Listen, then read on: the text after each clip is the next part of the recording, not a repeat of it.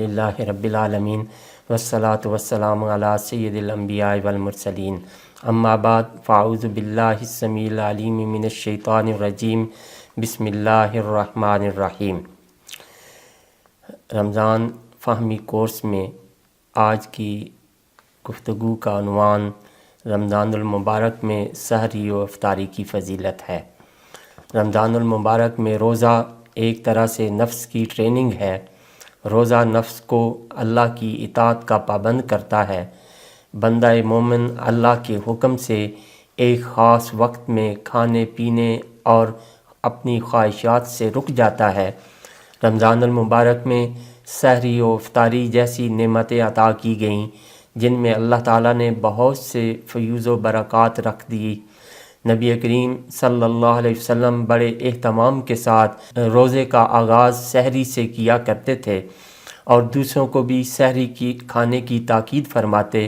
بعض اوقات سحری کا کھانا کھانے میں جو ہے وہ ناپسندیدگی کا اظہار کیا جاتا ہے یا وقت سے بہت پہلے سحری کھا لی جاتی ہے، جبکہ تاخیر سے سحری کرنا یہ اخلاق نبوت میں سے ہے۔ جامع صغیر میں حضرت ابو درداء رضی اللہ تعالیٰ عنہ سے ہے کہ سرکار دو عالم صلی اللہ علیہ وسلم نے ارشاد فرمایا، 3 اعمال اخلاق نبوت میں سے ہے۔ نمبر 1، سحری تاخیر سے کھانا، افطاری میں جلدی کرنا اور نماز میں دایاں ہاتھ بائیں ہاتھ کے اوپر رکھنا۔ اس لیے سحری کا اہتمام ضرور کرنا چاہیے۔ بندہ مومن کے لیے سحری میں برکتیں ہیں۔ نبی کریم رؤوف الرحیم صلی اللہ علیہ وسلم نے ارشاد فرمایا، تسحروا فإن فی السحور برکہ، کہ سحری کیا کرو، بے شک سحری میں برکتیں ہیں۔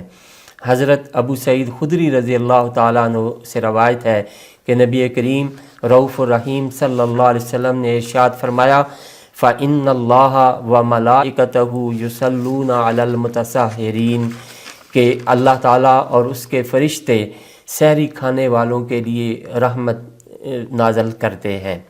مسلم شریف کی روایت ہے، نبی کریم صلی اللہ علیہ وسلم نے ارشاد فرمایا، فصل ما بین صیامنا و صیام اہل الکتاب اکلۃ السحر۔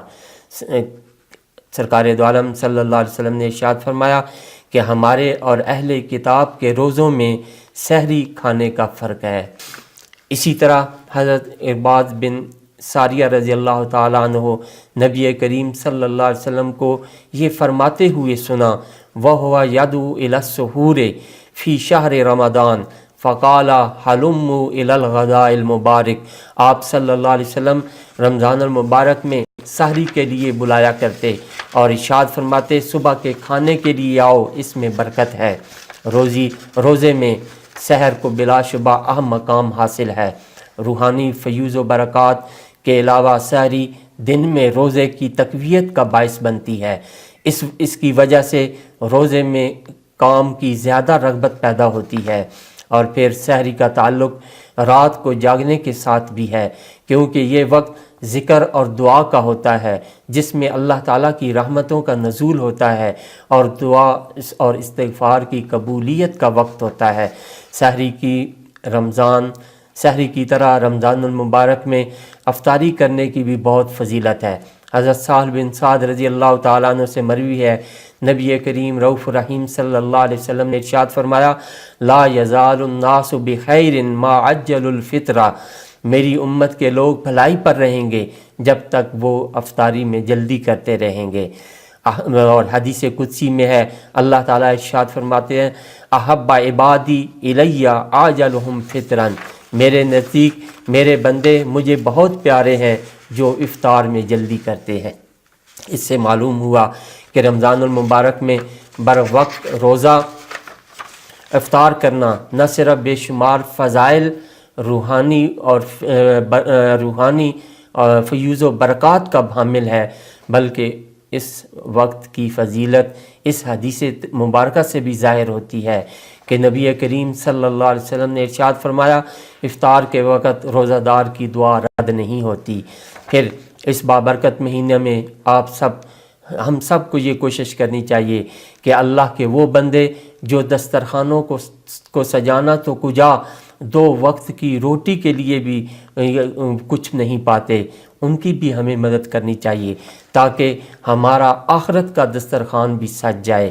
حدیث رسول صلی اللہ علیہ وآلہ وسلم ہے، سرکار دو عالم صلی اللہ علیہ وسلم نے ارشاد فرمایا، رمضان ایسا مہینہ ہے جس میں رزق بڑھا دیا جاتا ہے، اور جو اس میں کسی روزہ دار کو روزہ افطار کرائے اس کے گناہ معاف کر دیے جاتے ہیں، اس کی گردن کو آگ سے آزاد کر دیا جاتا ہے، اور اس کو بھی روزہ دار جتنا ثواب دیا جاتا ہے، اور اس سے روزہ دار کے ثواب میں کوئی کمی نہیں ہوتی۔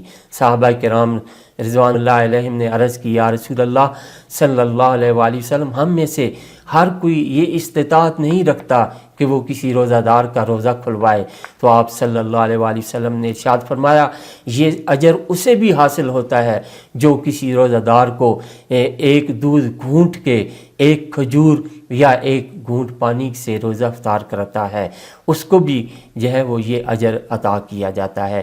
اللہ کریم ہمیں سحر و افطار کی برکات سے مستفید فرمائے۔ وآخر دعوانا ان الحمد للہ رب العالمین۔